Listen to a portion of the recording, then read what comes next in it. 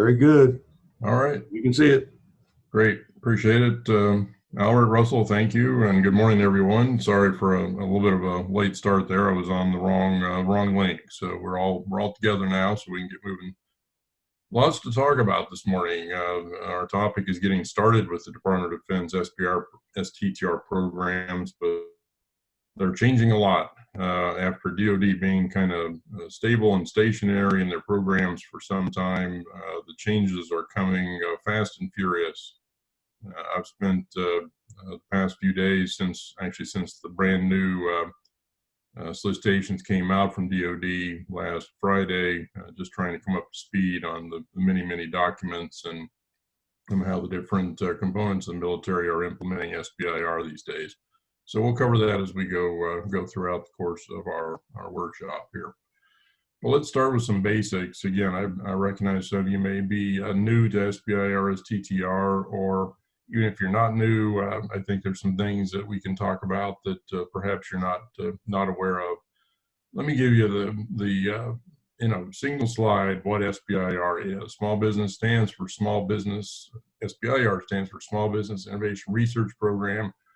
It provides over $3 billion a year in non-recourse contracts and grants to small U.S.-owned companies to develop products and services that are based on innovative, unproven concepts and technologies. Now, this is a very dense definition, so let's kind of pick it apart.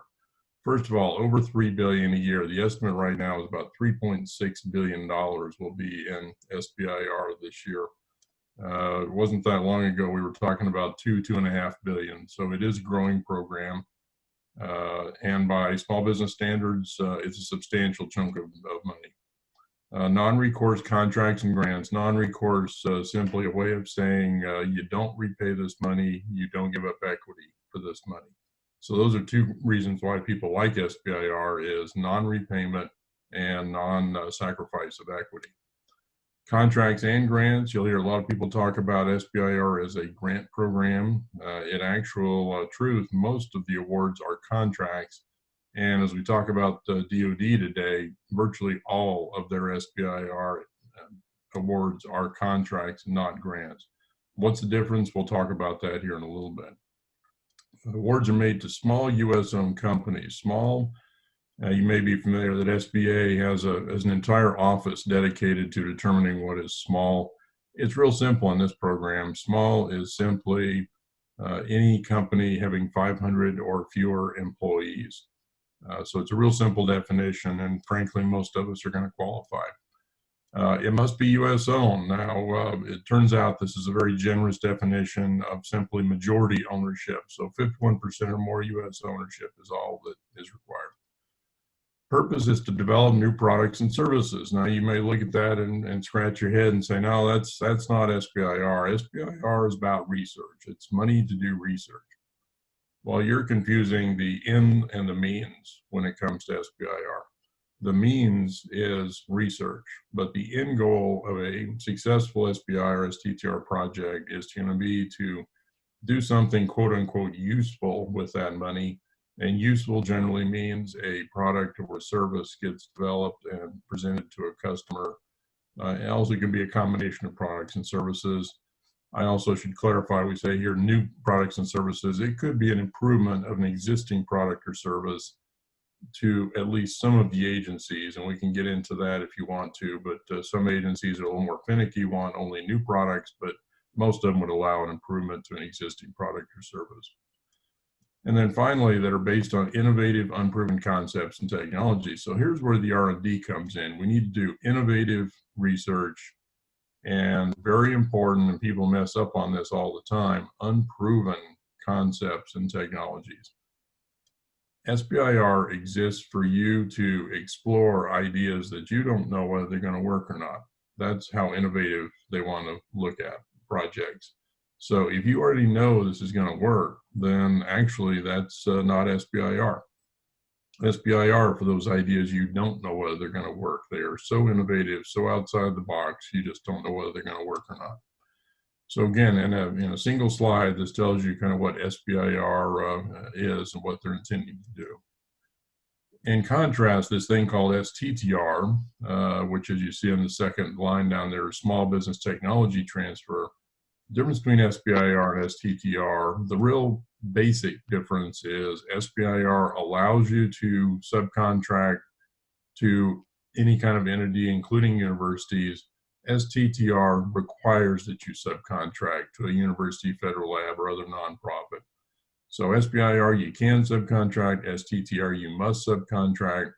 There are a lot of other differences, but these are the basic difference between the two is just the requirement for university or federal lab involvement on an STTR. Eligibility, again, we said you had to be small, fewer than 5 or fewer employees. You have to be predominantly U.S. owned, but simply 51% or more is all that's required. It has to be a for-profit small business, so we can't be a 501c3 or C6 type nonprofit. We need to be a for-profit.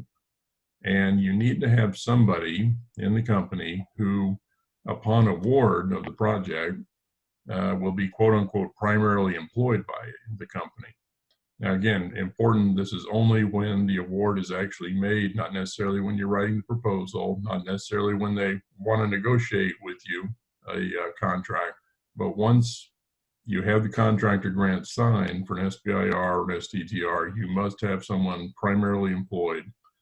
So what does primarily employed mean? It means they're working less than 49% or less somewhere else, less than 50% time elsewhere. And because the agencies have had some creative math done on them by various SBIR, STTR companies, some have actually sat down and said, we're going to define 49% or less to be 19.6 hours or less. So be careful with the agency you're working with. How are they defining primarily employment and less than 50% somewhere else employment? This person will be designated as your principal investigator. That'll be their role, their title, and they must be qualified to run this project. So they must be able to oversee the research that's being done, make sure it's being done properly, high quality, on schedule, on budget. So it's not a token role, it's or a figurehead role. It's very much a technical qualification role.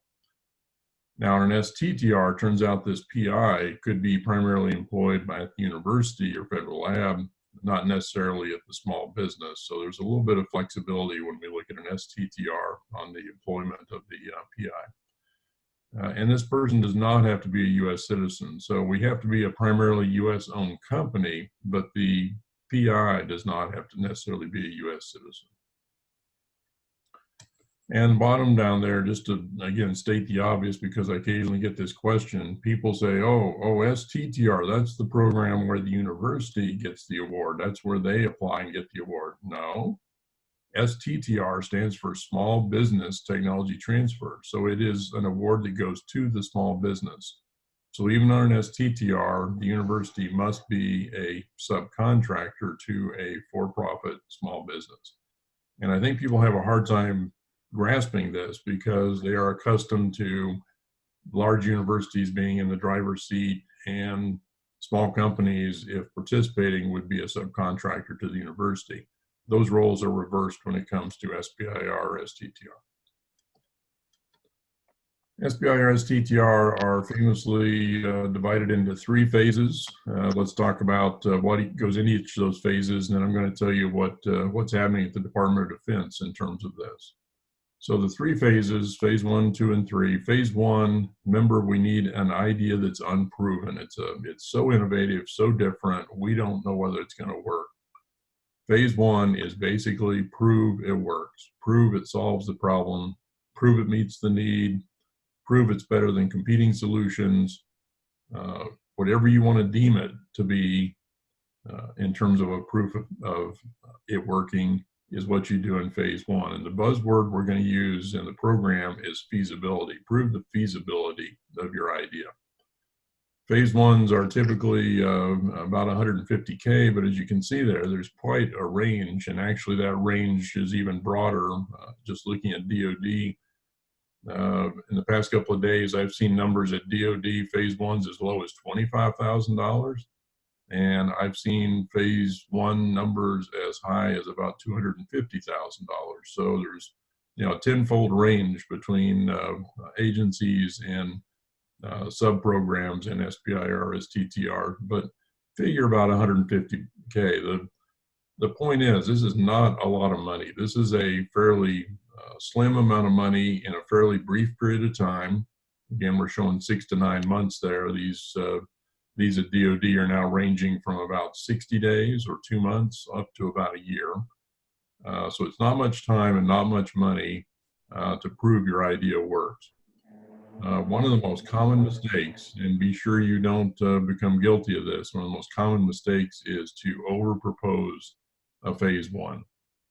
Very easy to do since it is so little money and you're trying to impress the agency with your project.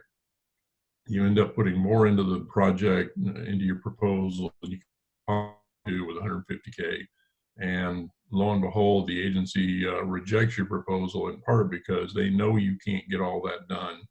And they're not going to set you up for failure by giving you an award that expects you to do all that work.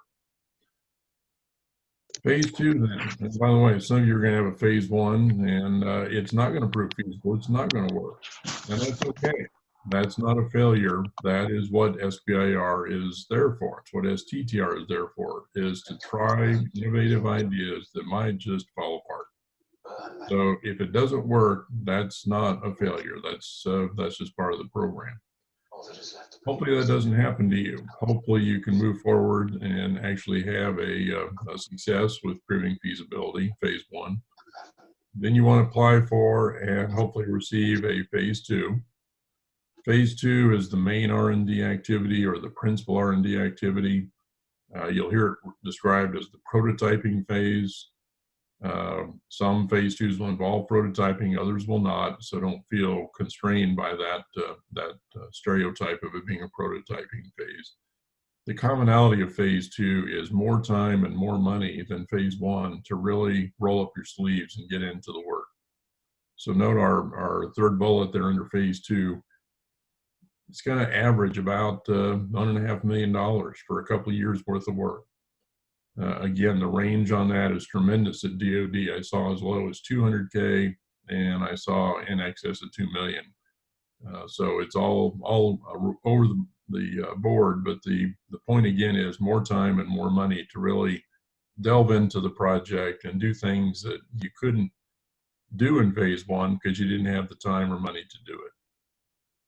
Phase three, then, with that goal of commercializing and doing new products and services, phase three is to take the results of phase two and commercialize them. And exactly what commercialize means depends on the project itself. It depends on who the customer is going to be. But the point is you get it out into the hands of industry, hands of consumers, hands of the military, hands of people on the space shuttle, and you get them something that's going to help them do their job and lead better lives. So that's the purpose of phase three. There are no SBIR funds available for phase three. So you have to look to other sources, which might be private sector. It might be the federal agency puts up non-SBIR funding. This happens all the time with the military, where they want in phase three to buy what you have developed in phase one and two, and they will buy it using non-SBIR dollars that they have at the Department of Defense. Now let's look at the note number one at the bottom of the page. Must enter the program through phase one, can't go directly to phase two. This has been a sore spot with small businesses for the life of these programs because and some of you may fall into this situation. Some folks feel they've already proven the feasibility of their idea on their own or with other funding or perhaps while they're at the university. And so they think they've already done phase one. They just want to get the phase two funding to really do the heavy lifting, do the development work. And for years, the answer was, no, you can't do that. You have to go through phase one to get a phase two.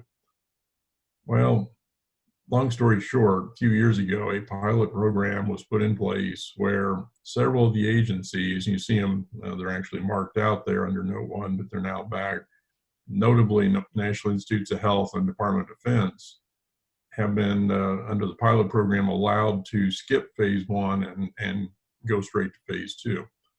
That authority was there for a while. It went away. It has returned, and it's returned with a vengeance at DoD this funding round. Again, I'll show you some slides here in a little bit, but there are let's call it direct to phase 2. There are direct phase 2 programs at Army, Air Force, Navy, SOCOM, MDA, I believe the Defense Health Agency and Defense Logistics all have direct phase 2s. Oh, and Mantech, also the Mantech program in the Office of the Secretary of Defense, all have direct phase 2 topics this time. So most times you will have to go phase 1, phase 2, phase 3, but you may find yourself in a situation where you can skip phase 1 and jump into phase 2. And I'll have more to say about that later, because I think there's a real appeal to people skipping that little skinny phase 1, jump into the phase 2, get $1 million under your belt, a couple years worth of funding. That's great, but don't underestimate the effort required to do a direct phase 2. And we'll come back and talk about that more in a few minutes. If any of you are faculty members, just a brief summary of how a faculty member could participate in SBIR. As a representative of the university, if the university is a subcontractor on the project, you might be an independent consultant on the project if your university allows you to do that in your spare time. Or number 3, you could even be an owner of the small business that's applying for SBIR STTR. Again, we could talk more about that if anyone has questions about that, but the point is, SBIR and STTR both are geared to working with faculty who want to participate in these programs. I will say, though, that there have been more limitations put on this in recent years than there have been in the past. We mentioned earlier, some projects or some agencies make contract awards, some make grants. What's the difference? Well, a contract agency and the classic contract agency is the Department of Defense. They have a specific mission. They have a problem accomplishing that mission. They tell you what the problem is, and they basically say, fix it. Your job is to fix it. What innovative solution do you have to their problem? And that's SBIR at places like the military. So Susan Nichols, a great quote on there, focus on what we ask for, not what you think we need. This is a summary of the attitude you're going to get most times at the military, that they will tell you what they want, what they need. You either deliver a solution to that problem or don't bother participating in their SBIR program. Okay, so that's contract agency, responding to their needs with a creative, innovative solution. In contrast, the grant agencies are those that don't really have a mission like a NASA or a DoD. They have a responsibility, if you will, for funding good ideas. And that's their job, is to fund good ideas. So they come with their SBIR program and ask you, what good ideas do you have that they might fund? Now, of course, you're trying to figure out what is meant by good ideas. Well, let me give you an example. At National Institutes of Health, a good idea would be something that promotes, extends, improves the quality of human life. And it's all about human life. So if you got any idea related to making human life better, that's a good idea to NIH. National Science Foundation has 11 different topics in their SBIR program, STTR program. And they basically, and they're almost arrogant about it. They tell you, you don't have an idea that doesn't fit one of those 11 topics. Arrogant, yes, but they're correct, because number 11 in that list of topics is other. So if you don't fit in one of the 10 broad topical areas, then you'll always fit in other. So they do look at all possible ideas. USDA, Department of Agriculture, is a grant agency. They want good ideas related to farming, ranching, forestry, and living in rural America. So two very different types of agencies. Again, contract agencies, they'll tell you the problem. You must show how you're going to solve the problem, fix the problem. Grant agencies, it's up to you to propose a good idea that they can consider and hopefully believe is a better good idea than the next applicant's good idea. Now, the bullet at the bottom is basically warning us that, as you might expect, all these federal agencies don't fall in line and act exactly as I'm describing them here. This is very simplified. And one of the things we're going to learn here in a little bit is that the ultimate contract agency, which is the military, sometimes has a topic that sounds like a grant topic. And I'll show you a specific example, actually 3 examples from the Department, from the Air Force, which has basically a couple of topics that have come out that say, do you have any good ideas for us here at the Air Force? But we'll come back to that in a little bit. A little pie chart to kind of give you an idea who are the agencies by size, and then on the right side you can get actual dollar amounts to have a amount if you want to know exactly how much they're spending on SBIR STTR. Also color coordinated, because the blue shows you contract agencies, green shows you grant agencies. So if you look on the left-hand side, the pie chart, almost half of the entire SBIR STTR pie is the Department of Defense. DoD is the 800-pound gorilla in the SBIR STTR zoo. They are dominant. They always have been. They're getting more so with almost half of the awards and funding. So as you can see on the right side, you know, it's not long before they'll be up at $2 billion just by themselves. So DoD is the big player.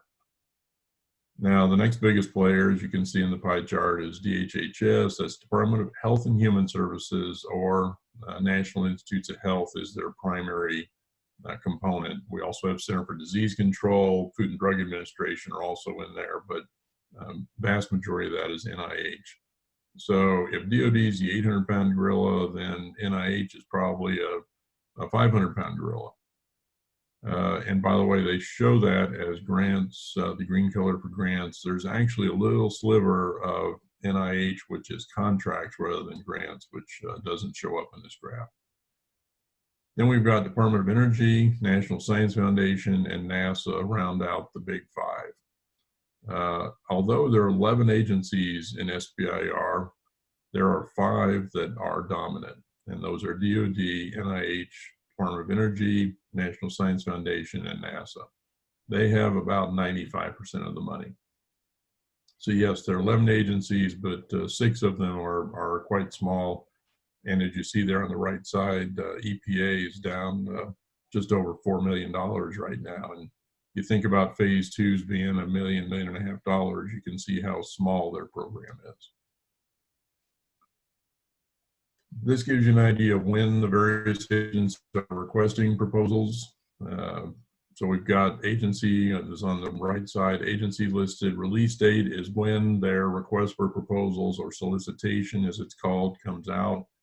And then the due date is when your proposal is due in their hands. So as you can see, USDA just had a request go out, and proposals will be due here within another month and a half. Department of Defense, the one that we're primarily interested in today, notice that they do 3 releases per year, designated as point 1, point 2, and point 3, along with the fiscal year. So FY 19.1 is the first solicitation of the fiscal year 19. We just got the FY 19.3 solicitation out literally last Friday, 23rd. Proposals are due in 60 days, or October 23rd, 2019. This is the one we really want to focus on today, because this represents your immediate opportunities to work with the Department of Defense. And you have some important homework to be done between now and September 23rd, halfway between the release date and the due date. We'll talk more about that. It's your opportunity to talk with the DoD topic managers about what they're looking for in the way of proposals. Other agencies right now that are looking for proposals, Department of Energy is actively seeking them. NIH's contract solicitation is currently requesting proposals. Their grant proposals are due next week. I believe that'll be Thursday the 5th. EPA we've just missed that possibility. NSF, bit of an odd agency right now. They're transitioning to, well, let me say they are piloting. I'm not going to say transition because I'm not sure it's going to pan out or not, but let's just say they are piloting a program in which they would take proposals on any date and review them at that time rather than holding them until the end of their solicitation cycle. But that's very much work in process, and to say that it's going well would be stretching the truth, I think. Schedule for STTR. Notice the DoD, the dates are identical. So it came out FY now for STTR, rather than designating them point 1, point 2, point 3, notice they're designated point A, point B, point C. So 19 point C is the current STTR solicitation from DoD. Came out last Friday, the 23rd, and proposals are due the 23rd of October. Be very careful when you're dealing with DoD that you know whether a topic that you're interested in is an SBIR topic or an STTR topic. Turns out DoD has entirely different STTR versus SBIR topics. So do a keyword search, find a topic that looks interesting. Next question you ask yourself is it SBIR or is it STTR? And if it's an STTR topic, then that means you're going to have to bring in a university or federal lab on your team if you're going to qualify for that topic. Interesting, Department of Energy is exactly the opposite. They will give you a topic and tell you not only can you submit on it for SBIR or STTR, you can actually submit a single proposal and ask them to evaluate it for both programs. So it's the opposite of opposite extreme from DoD. So two things you want to remember about DoD. Again, we're going to talk a lot more about them here in the next hour, but two things you want to remember is they're a mission-driven agency, and therefore they're really, most of their topics are going to be contract topics, meaning they're going to tell you the problem and you have to respond to the problem. You have to show you understand the problem, you grasp the problem, you take the problem on as your own, and you are going to solve the problem. It's all about the problem that they've specified. Another thing you want to remember is you can only talk to them at certain times. Some SBIR agencies, you can talk to them anytime. DoD, you can only talk to them during the first 30 days after the solicitation comes out. So what did we say a minute ago? The solicitation came out last Friday, the 23rd of August. You basically have until the 23rd of September if you want to talk to them. And you go, gee, why would I want to talk to them? Well, stay tuned. We're gonna get into that. Again, mission driven means they know what they need and they want you to provide it. Sub-bullet 2 down there, though, we are going to talk about these open topics that you sometimes will see that give you more latitude. And again, talking to them, limited on when you can talk to them. And we've given you those dates down there again. August 23rd to September 23rd, you can talk to them. You can't talk to them from September 24th until proposals are due on the 23rd of October. Let's go back to that question, gee, why would I want to talk to the topic author, the TPOC, Technical Point of Contact, about an SBIR topic at Department of Defense? Well, why? Because you're going to learn more about what they are looking for. Topics in the DoD solicitations are typically a page long. They may be a little bit longer, but shorter, but figure about a page. versus if they told you everything they'd like you to know and everything you need to know before you start writing your proposal, it's probably 10 pages. You go, well, why don't they publish the 10 pages? Because imagine this agency having hundreds of topics a year, and if they made each one 10 pages long, it would just be an unmanageable document. So they keep them down to an abbreviated version of roughly a page. Your opportunity is to talk to them and find out more about what would be on those other pages if they were allowed to include them in the topic description. Second reason you want to talk to them, get a feel for them. What do you think of these folks after you talk to them? You hang up the phone and you're energized, you're psyched, you're excited. You just can't believe you have the pleasure of working with these people, and how could that be even possible? Boy, you ought to write that proposal.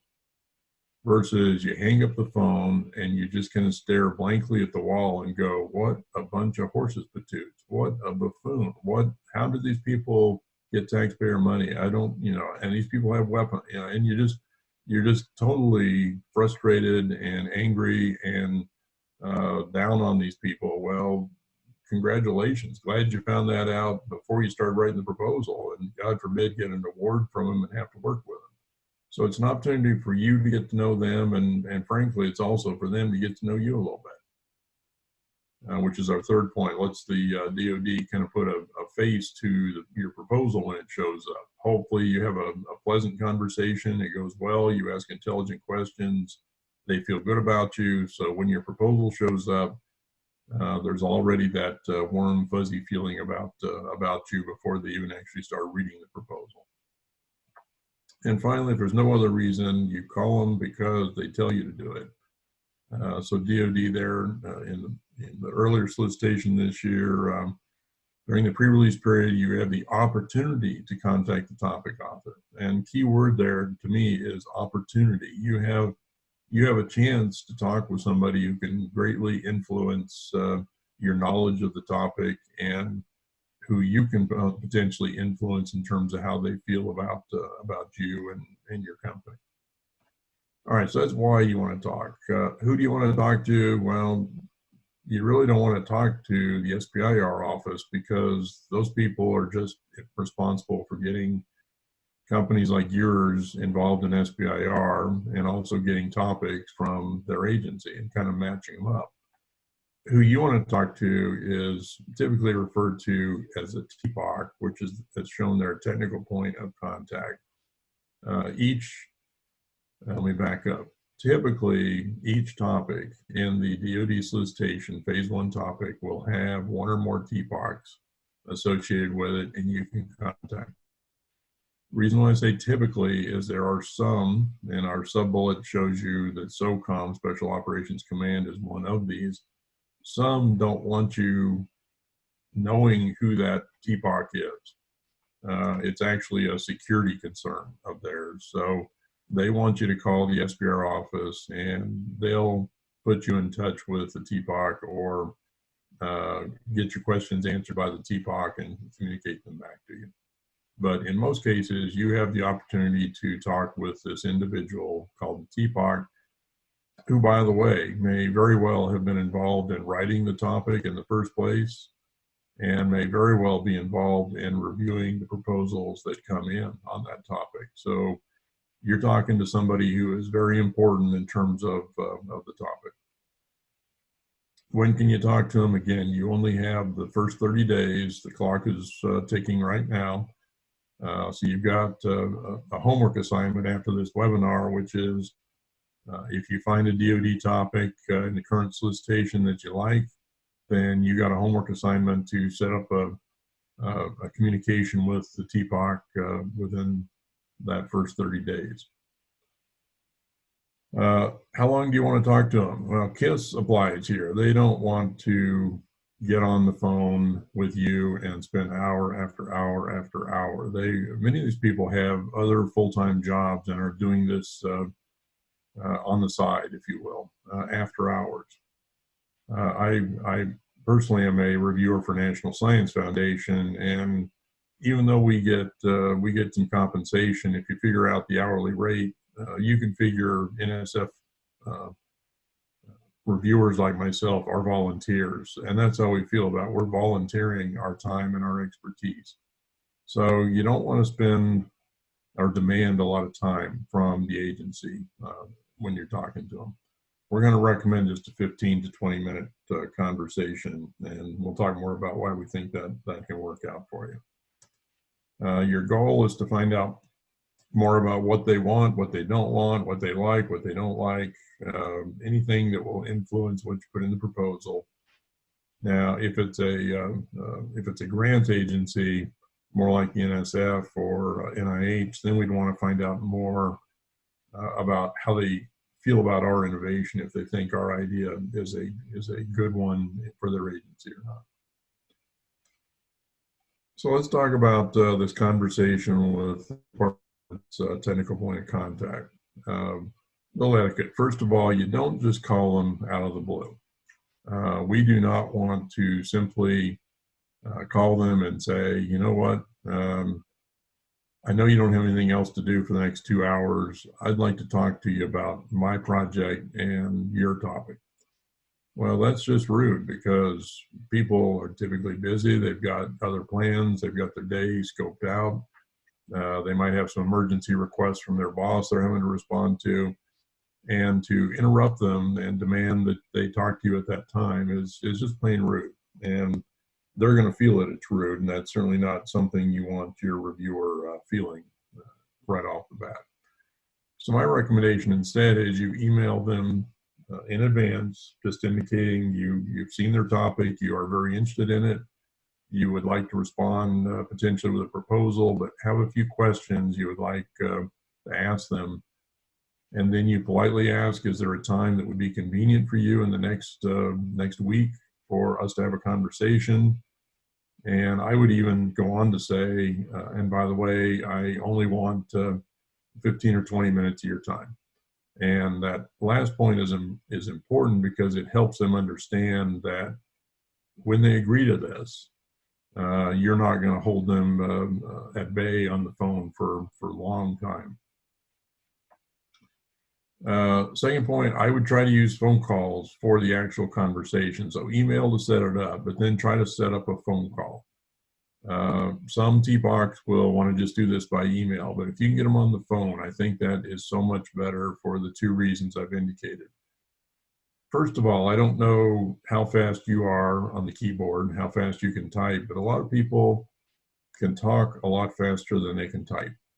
So if we said, okay, we got 15 minutes, start talking, how far would you get into the conversation? And then if we said, okay, 15 minutes, start typing, you would not type as much into the conversation as you could say. So point is, you can write more than you can say more than you can write, so we can get more information from the TPOC in a given period of time, like 15 minutes, if we get it verbally than if we get it in writing. And the second important reason is people will say things they won't write down, particularly folks in the government where they're worried about something coming back to bite them, trying to be politically correct, trying to be aligned with their boss, trying to stay consistent with the administration. You know, they want to be very, very careful about what they write. But when they're talking to somebody, they might let their hair down a little bit, or maybe say something that otherwise would not ever have been written. So I think you want to do a phone call, if at all possible, to actually have the Q&A conversation. If they really insist on email, then you know that's better than nothing by far. So go ahead and agree to that. You know, that's nice that at least they're willing to respond, and you take what you can get. All right, second point, don't monopolize their time. Again, ask for 10 or 15 to 20 minutes of their time. Then when you actually get them into the conversation, don't drag on your questions beyond 20 minutes. You need to point 2C down there. You can gain a lot of information. You wouldn't believe it, but you can gain a lot of information in this short 15 to 20 minutes if you ask questions. And I've left you a blank there. It's 2 words. You can gain a lot in 10 and 15 to 20 minutes if you ask questions and fill in the blank, shut up. That is the important thing that people forget, is you don't let the TPOC talk. The small business person keeps talking, keeps asking questions, answers their own question, talks about the technology, goes on to another question. And the TPOC is just sitting there, the government person is just sitting there twiddling their thumbs because you don't give them a chance to answer the question. So have a question, you ask it, and then you be quiet so that they can answer it. Point number 3, you don't want to waste their time. And this comes from comments that have been made by reviewers to me, and particularly military reviewers. Don't spend 14 and a half of your 15 minutes talking about your technology and how great you are, and then just basically asking them, you know, when are they going to send you money? With you just droning on for all that time, you don't have any idea what they need. They're not really sure in many cases how what you're talking about would even fit what their agency is trying to do. So don't spend all the time talking. Instead, you want to present maybe, and out of your 15 to 20 minutes, maybe 2 minutes, a quick overview of your project, your technology or innovation. Then you get into your questions. Point B, ask questions to which they can respond with information that helps you. So again, if you don't spend all the time talking, you don't learn anything. You need to ask questions. That's where you're going to learn. Now, there are 3 schools of thought in terms of this notion. I mentioned you might spend a couple minutes up front talking about your idea before you jump into the questions. There are 3 schools of thought on that. I'll just present them, and you can decide what you think of each and which one's most comfortable for you. One is you take like a minute or 2 and you kind of say, okay, generally this is what my project is about. This is what I'm thinking. And you just kind of set the tone, if you will, for the conversation with that, and then start asking questions. Okay, so that's school number 1. School number 2 is you start asking questions, and those questions that you're asking are helping you understand whether there's a fit between their need and your technology, your innovation. And then let's say at a minute 17 of our 20 minutes, then we might say, let me summarize how I think our approach would solve your problem. So that'd be the second school of thought. Third school of thought is you don't present your technology or your innovation. You simply ask questions which the answers to which help you understand the fit of your technology or innovation to the problem. You know, all 3 have advantages. Number 1 is good because you kind of help the military TPOC understand upfront what you're talking about, but doesn't give you much time at the end to kind of summarize how it'll fit. And there's a risk in doing number 1 that you'll say things that are irrelevant or maybe even damaging relative to what they want. Number 2, you run the risk of them not knowing enough about what you're doing to really answer your questions intelligently. And number 3, I'd say that's the same problem where they, again, don't know what you're talking about necessarily, so they don't really have very specific answers. Number 3 also may be somewhat frustrating to them because they may feel like you're presenting a black box and not helping them understand. So, yeah, 3 schools of thought. Give that some ponderance after the webinar and kind of decide what approach you want to take. And you can always try one. If it doesn't seem to work well, try a different one. So you get the TPOC on the phone. What kind of questions do you want to ask? Now, first point up there, very important. You want to customize the list to what you're trying to learn and to the topic that you're interested in. But here's some things to give you some idea of what you might be asking. So number 1, again, these are geared towards the military. On what system, platform, or vehicle does the problem exist? So get specific about what that is so that you can do more homework on that that system or program.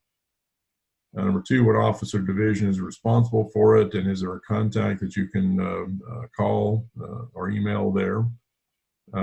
This is because the person, the TPOC you're speaking with, is not the person who's actually going to use this technology. The TPOC is typically in a lab somewhere and is responsible for solving the problem, but won't actually use the solution that you come up with. So number two is, can you get a name and a contact information for somebody that would be the ultimate user? Three, during what sorts of conditions does the problem manifest itself? So this is a way to get them to talk more about the problem. You know, does it occur during liftoff or landing? Does it occur during rain or fog?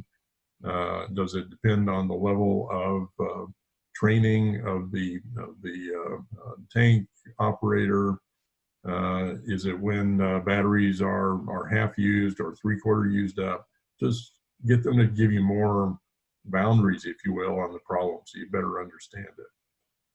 Four, what have they already done to try to solve the problem? You know, this helps you understand whether what you're going to propose may have already been tried, or maybe sounds like what you're going to do, and therefore they're already going to be biased against your approach because it sounds too much like what they've already tried, and therefore you're going to have to convince them in the proposal it really is a different approach. Number five, who's the prime other suppliers who build the system, platform, or vehicle? Can you get a point of contact? Because that helps you talk with the end user, get to know the end user. And number six is just a variation of number five, which is if this is to be on a retrofit or a refurbishing of an existing system or vehicle, then who is that is going to do the refurbishing? And again, can they provide a contact there? So again, just some ideas for questions you might ask. And in general, as we say at the bottom, what do you need to ask to determine the suitability of your innovation to solving the problem, and how receptive is the TPOC to your solution? This is that same list of 6 questions. We've tried to highlight in red, which is 2, 5, and 6, which ones are most important to commercialization, the ultimate phase 3 use. Now you might say, gee, I'm just writing a phase 1 here. I don't really need to know that. Turns out in phase 1, even when you're just proposing to do a feasibility study of your unproven technology, DoD, as well as other agencies in SBIR STTR programs, are already beginning to look for indications that you understand who the customer is, what they want, how you'd get it in their hands, and so on. So even in phase 1, you need to already be thinking about commercialization. Other things to remember about DoD, you have to get registered multiple places. You would think in our electronic age, you could go to one website, get registered, and you'd be all done. Well, good idea, but that's not how it works. You need to register, depending on the component, depending on the agency, anywhere from probably 3 to 6 different places.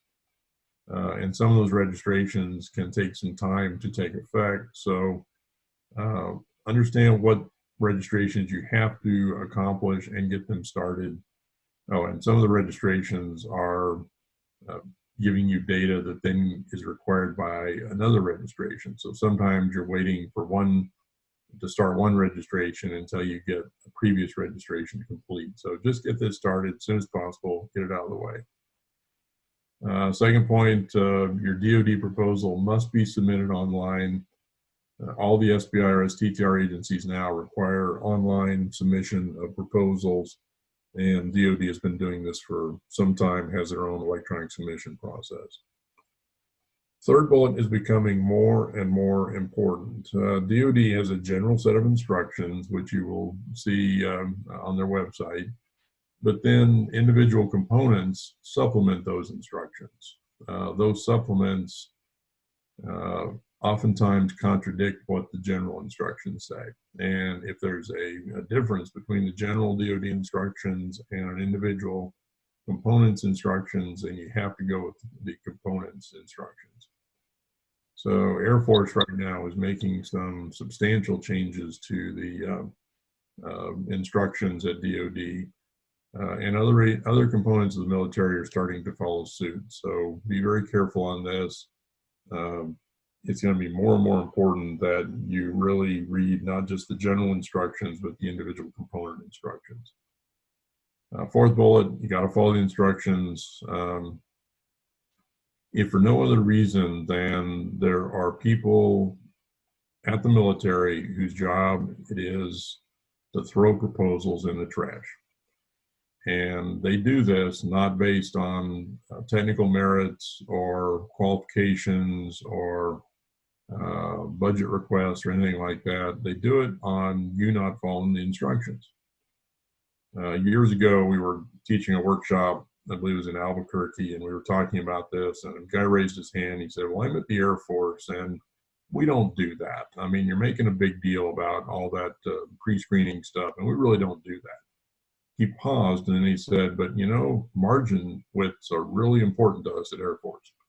And of course, we kind of pounced on that and said, well, really? Explain that. And he said, well, you know, we have these particular forms that we have to use, and boy, if your margins are less than 1 inch, then, you know, we can't always get the form to work quite right. So we actually have rooms full of people as proposals come in who actually measure margins to see if they're less than 1 inch. And if so, they're thrown aside. And we just thought this was a perfect example of exactly what we're talking about, where nitpicky things that don't seem terribly important, like 7/8 of an inch margins, can actually be deadly in terms of your proposal not even being considered for its technical merits. Again, individual, second to last bullet, and individual component instructions are sometimes obtuse and have errors. Again, having gone through all of the DoD 19.3/19.C solicitations over the past few days, let me just use the word shocked at the number of errors in those solicitations. And I'm not talking, you know, typos or bad grammar or something. I'm talking about inconsistencies from one part to the next. I'm talking about things that are you're told to do which are not consistent with the format of the general DoD online submission process. There's some incredible things that are wrong in these solicitations, and courtesy of the Tennessee PTAC and with Russell support, we're going to try to help DoD get some of those corrected before the solicitations are finalized here in a few weeks. But I just want you to be aware that when you're looking at these instructions, you want to follow them, but you also may find sometimes there are errors in the instructions. Last point I want to make on this page is sometimes you will determine that bringing a big prime contractor can be helpful to your credibility and your chances of getting funded. Quick example of a young client I was working with, young by my standards, he's 26, relatively new out of school. He's applying for a project, or was applying for a project at NASA, in which he was going to take wireless sensors and stick them on NASA's missiles. Now, you're NASA, young 26-year-old comes to you and says, I want to stick things on your missiles. What is your response? Yeah, that's typical response, right? Step away, kid. Don't touch my missile. Don't mess up my missile. And he realized that. He's young, he's inexperienced, no track record, no name recognition with NASA. He realized he was up against a tough request. So what did he do? He goes out and finds Lockheed Martin, name perhaps you've heard, finds Lockheed Martin, who actually builds that missile for NASA, and says, Lockheed Martin, I'm trying to come up with a wireless sensor for that missile. Would you guys be willing to be a subcontractor on my SBIR project? And turns out there are some big primes like Lockheed Martin, Northrop Grumman, Boeing, and some others. who are very willing to be subcontractors or at least provide letters of support for SBIR companies writing such proposals.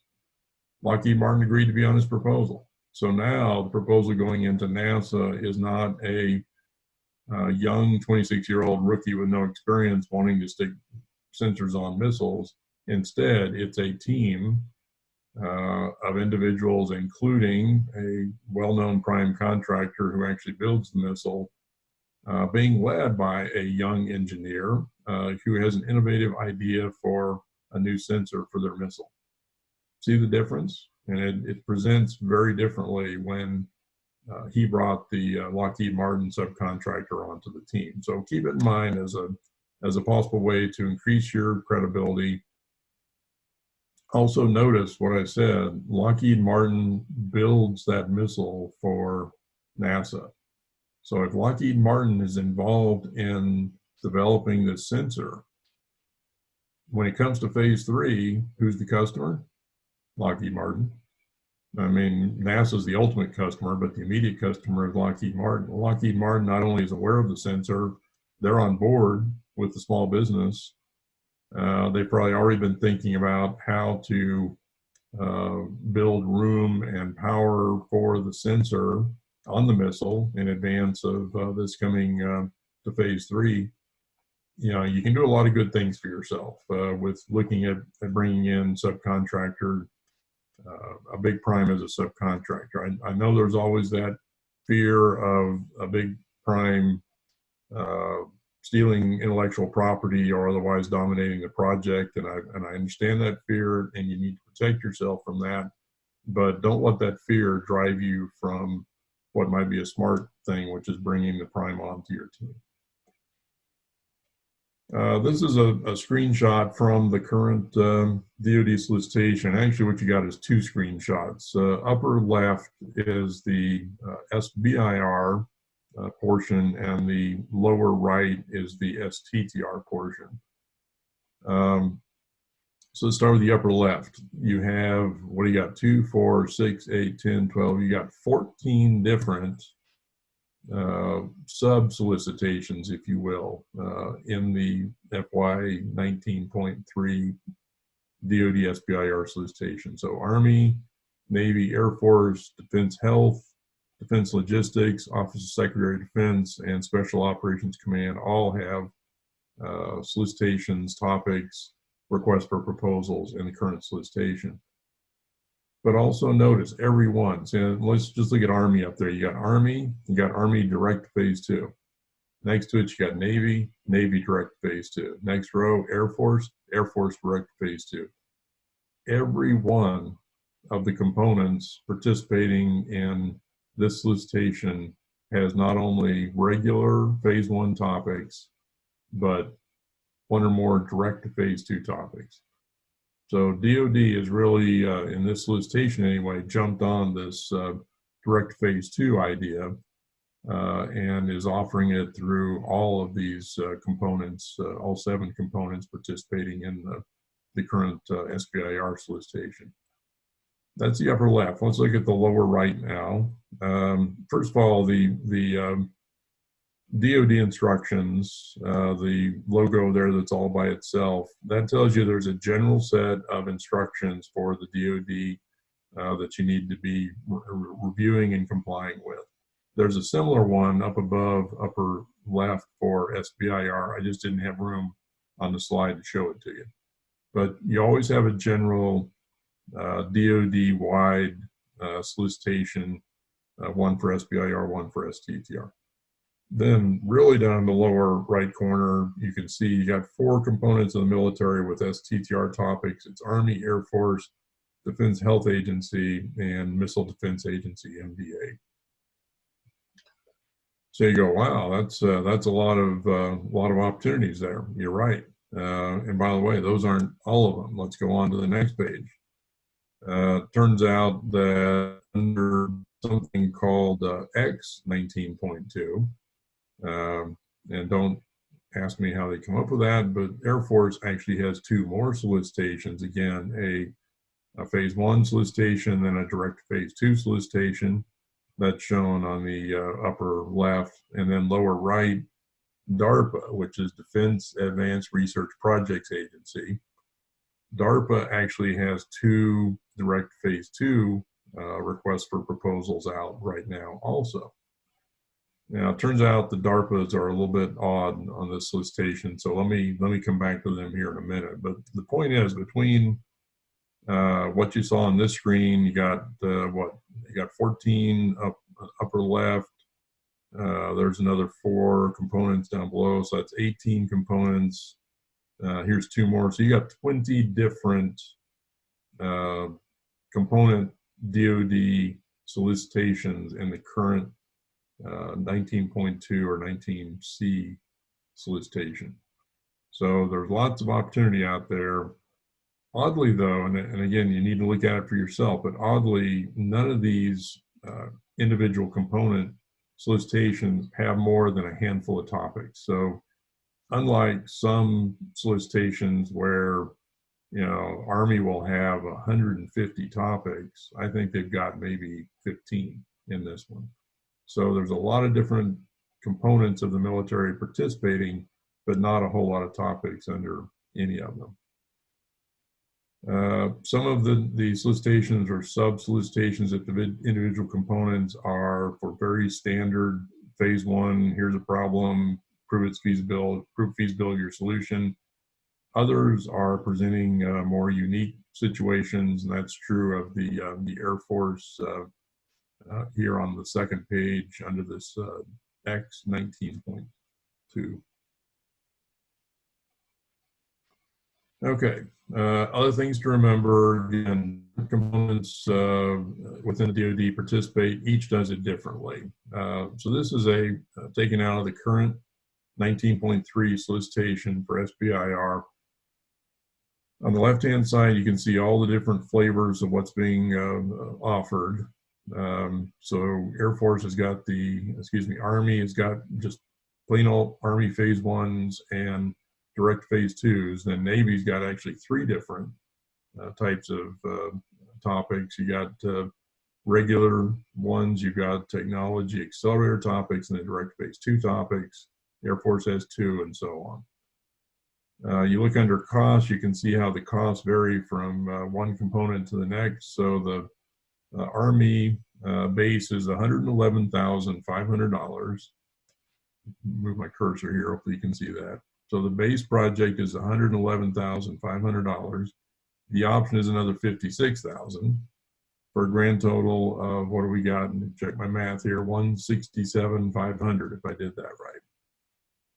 So that's how much you can get between a phase 1 base and option project is $167,500. Compare that to Navy down here, 150. Air Force here's 150. Here's Health Agency at 250. Defense Logistics at 250. Mantech at 150. 150. Again, they're just all over the board. Duration, this will be a 10-month phase 1 under Army. Navy is a 12-month phase 1, except their technology accelerator topic, which is a 5-month phase 1. Some of them have options, meaning they give you additional money if you've proven feasibility. Others do not. Some have technology and business assistance programs, some do not. Just a lot of variability across the various components. And you know, even within the component, just look at the Navy, the 3 Navies here, you can see the differences that they're showing just within the Navy. So it's gotten more complicated to grasp what each of the components is doing. Important to note, not all components are in all solicitations. So you don't see, for example, in the current SBIR solicitation, you don't see MDA, Missile Defense Agency, even though, or DARPA, neither one of those are in this current solicitation. And topics, this is very important, topics are usually not repeated by the military. So they'll have a topic one time and it will not appear again. So figure a topic at DoD as a one-time opportunity. The exception of that are some of these open topics that we're going to talk about here. All right. I tried to take all of the things that are going on at the military and tried to condense it down into 3 innovations. And I apologize because this is really cutting through an awful lot of detail, but trying to give you just a quick lay of the land so you kind of know what you're seeing. Mi vida, Way of change. te digo mi vida, escúchame mi vida. One of those changes is going to be direct to phase 2. We defined that earlier, where you skip phase 1 and go straight to a phase 2 proposal. You see here in the first bullet the various components of the military who are now having some version of a direct phase 2 program. So it's a substantial number of the military components. It's not DoD wide, but it is across much of the DoD, particularly with Army, Navy, and Air Force being the largest of the military components by far.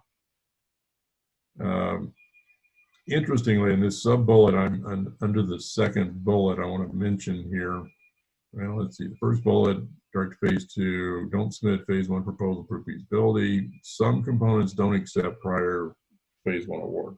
Let me tell you what I'm trying to say here. When you apply to direct to phase 2, you have to basically say, we've already proven feasibility. And you have to convince the military that you've already proven feasibility. What this sub-bullet is saying is some of the military components listed here, some of the military components are saying, tell us how you've proven feasibility, and it can't be done, it cannot have been done as part of an SBIR STTR project. Let me say that again. So you are to tell the military on a direct phase 2 how you proved feasibility of your idea already. And some of the military components are saying you cannot have proven it in a prior phase 1 SBIR STTR project. Why? I do not know. It does not make sense to me. It just baffles me that they would put that restriction on it. But I'm not here to tell you my opinion. I'm just here to tell you what the rule is. So careful read. If you're going to do a direct phase 2 and you're going to hang your hat on some prior SBIR work for your proof of feasibility, read that military components instructions very carefully to see if they are going to allow that or not. Some of the components are saying your prior proof of feasibility cannot entirely be done under a prior SBIR. And I think that's probably more palatable, where some of the work could have been previously done under an SBIR, and you then have done some other work on your own or with other funding or what have you. Final bullet under direct phase 2, I do not underestimate the work involved here. Some people think, oh goody, I just get to skip that little tiny phase 1, jump right into a phase 2. Big bucks, boy, this is gonna be great. Yeah, but think about what you've got to do. You have got to write a proposal for a $1 to $3 million project. So it's got to have a substantial content and depth of detail. You're going to be required to understand the commercialization opportunity and lay of the land, if you will. So you'll need to have already established a relationship with somebody at a military acquisition program, for example, who is indicating an interest in buying in phase 3 from you. You'll have to have already proven feasibility and be convincing that it's already proven feasible. And finally, you got to do a cost proposal that relies heavily on what's called an indirect rate or an F&A rate. Some of you may think of it as G&A or overhead. You need to have a very carefully estimated rate for your company, because if you don't, you're probably going to lose money on your SBIR project. And when you're losing money on $1 million phase 2, it could be a substantial amount of money. So again, don't shy away from direct phase 2, but also don't go into it just thinking it's a cakewalk. It is not. All right, so that's first innovation, direct phase 2. Second innovation is, I'm just calling them special topics. That's a catch-all term for it right now. Air Force started this. And basically, Air Force said, we're going to allow you to write an abbreviated proposal, like 5 pages long, submit it to us. We're going to review it. We're going to give you a thumbs up or thumbs down within a matter of days or maybe a week or two. And you are then going to be given money to start working on the project virtually immediately. So these special topics are breaking out of the old DoD mold of waiting for a deadline, submitting your proposal, waiting 6 months for the military to act on it, then wait for the procurement people at DoD to put a contract in place to give you $150K to prove feasibility of your idea over the next year. That's the old school. That's not what they're doing with these special topics. So Air Force, Navy, and Army now have all done some flavor of these special topics where it's quick, it's a small project, get it done quickly, very little money. Proposal itself is very abbreviated, and they are prepared to make decisions quickly and are expecting you to start work immediately. These special topics include open-ended topics at the Air Force. And what I mean by open-ended is Air Force now has 3 topics, and I think I've got my next slide will address that. But you got three topics, which basically say, do you have any ideas that you think the Air Force might benefit from? And they're allowing you to submit an idea to the Air Force through those open topics. Air Force also has pitch topics, and by the way, the Navy is doing a version of this now. Let me tell you what the Air Force pitch topic is.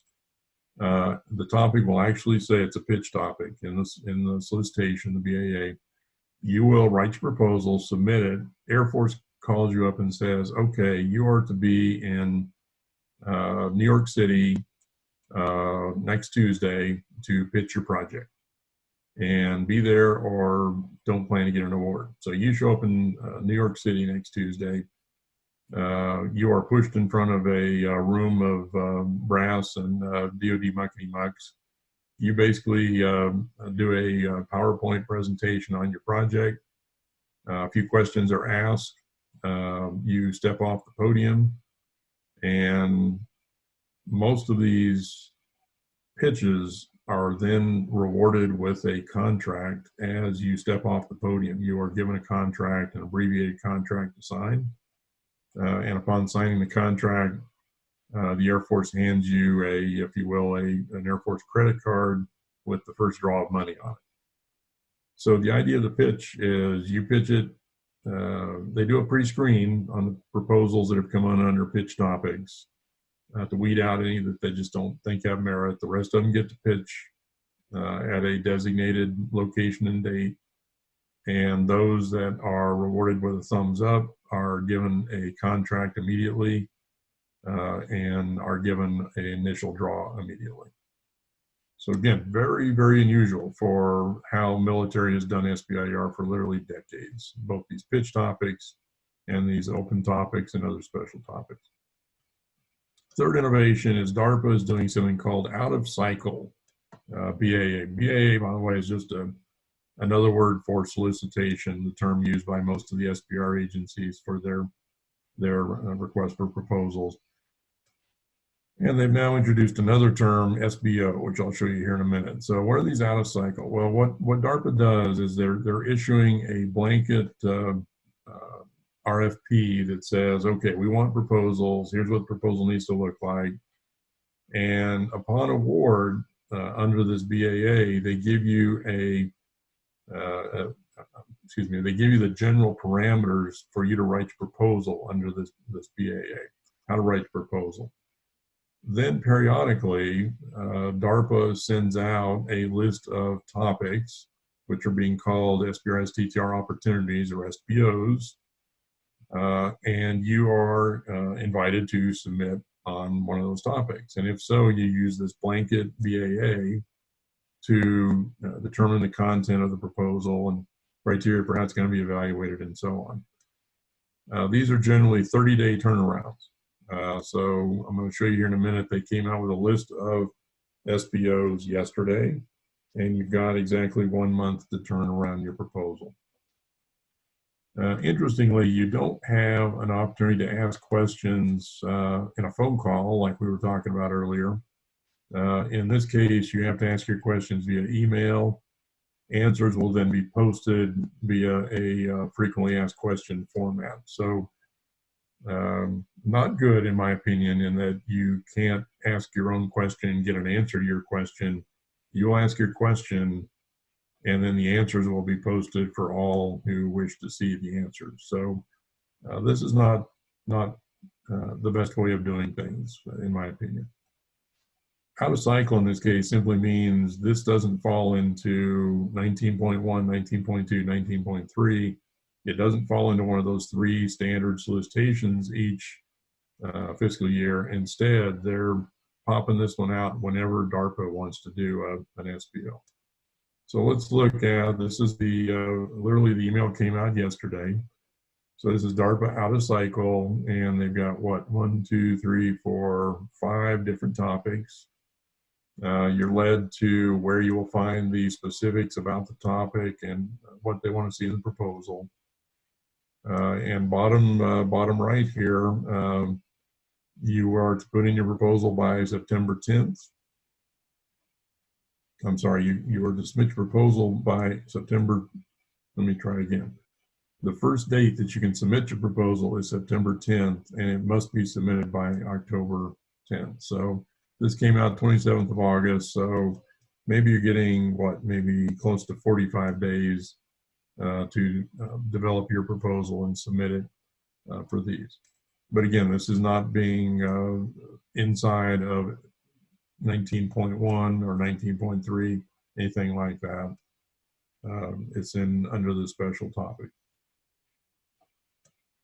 Now, I mentioned earlier, you get these open topics here at Air Force. What do they have?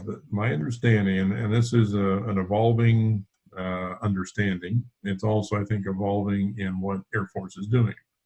So take this as my understanding on the 28th of August, 2019. There are 3 different open topics at Air Force. Now remember, open in this case means Air Force is asking you to propose whatever you want to that might have a Air Force application. So you've got an open Phase 1 SBIR, an open STTR Phase 1, and an open direct to Phase 2 SBIR. So open SBIR is you would be already selling your product or your service to some customer out there who's not a defense customer. We can argue or discuss what's non-defense, but generally if it's in the private sector and it's not going, for example, Lockheed Martin to then be sold to the military, then it would be non-defense. So you're already selling this to somebody else, but you now want to take a version of this innovation and see if there's a market for it at Air Force. Well, you can propose this Phase 1, and if you're selected, you are given $50,000 for 3 months to go find an Air Force customer. Now, let me say again what you're doing here. You're being given up to $50,000 for up to 3 months to go find a customer at the Air Force. Yeah, you heard right. You're being paid to find a customer at the Air Force. That's the open topic here. So this is basically finding a way to matchmake people who are already in the marketplace with a product or service, matchmaking them with someone in the Air Force. If you are successful, you find that customer. That's your Phase 1, by the way. You're successful, then the Phase 2, the Phase 2 becomes up to $3 million to kind of try that innovation with the Air Force customer.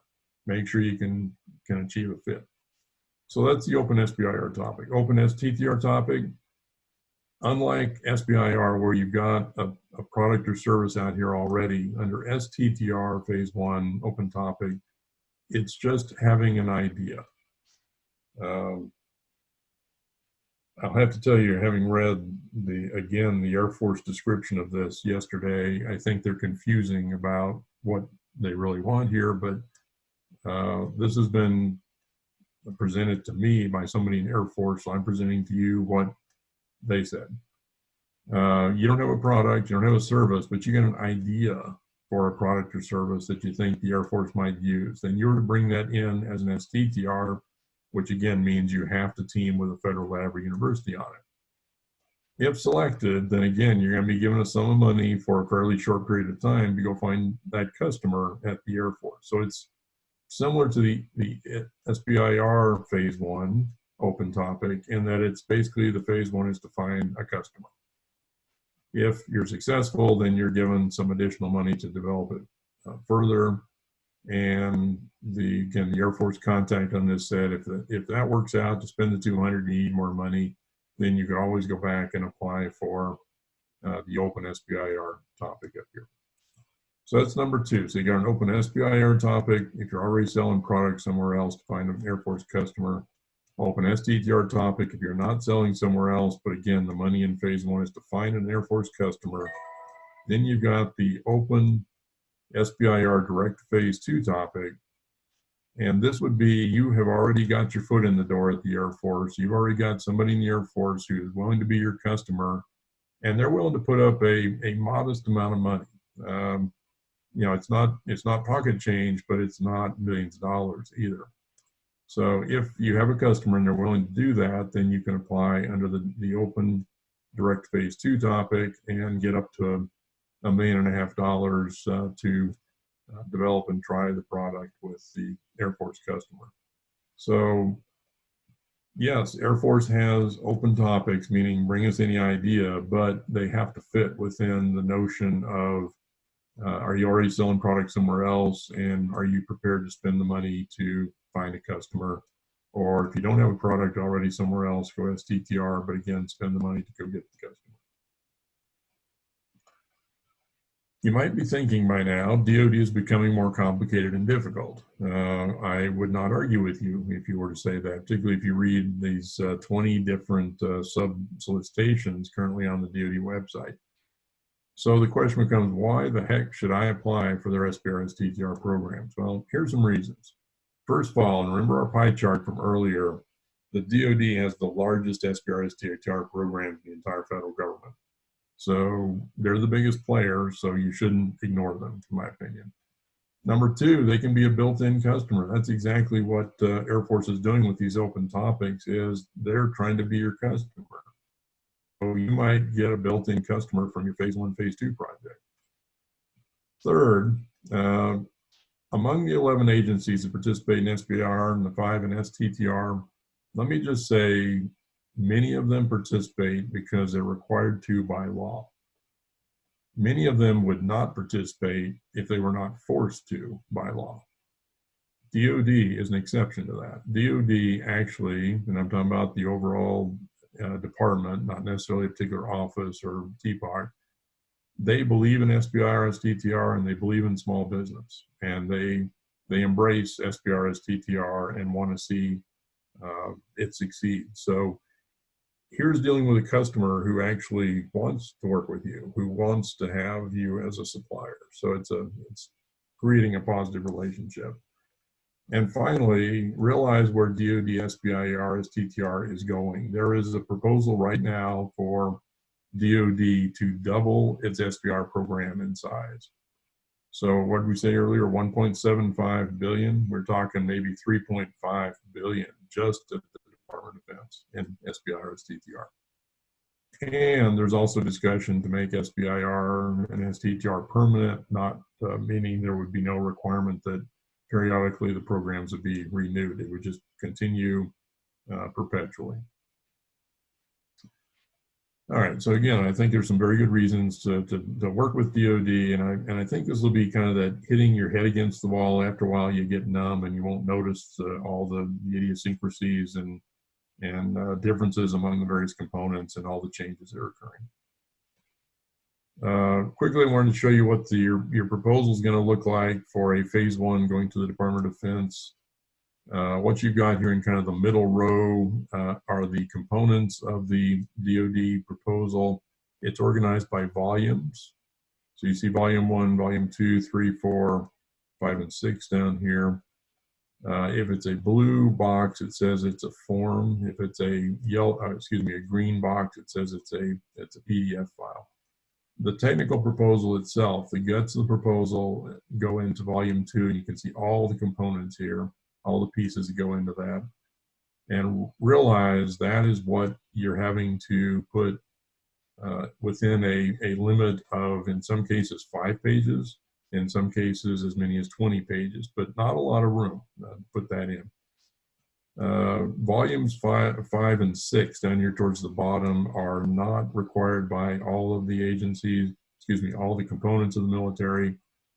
And somewhat oddly, volume 5 is not always allowed by some components, and in some components they allow it, but then they won't look at anything you put in it. So again, that's the structure. And with that, that is kind of the lay of the land in terms of SBIR STTR overall. I guess we turn it back over to Russell and Albert, see if you guys have any closing comments, or if you wanted to try to take any last minute questions before we close out. Do we have any questions from the attendees? Once again, Jim, excellent information, and I want to encourage everyone to reach out to us. Here is my slide, contact information. If you would like to pursue one of these topics, I would be glad to assist. So thank you for coming. I may have seen a chatted question. Let me look at okay. that and just see. Will they get a copy of the PowerPoint? Yes, indeed. Respond, send an email to me. I'll be glad to forward the PowerPoint to you.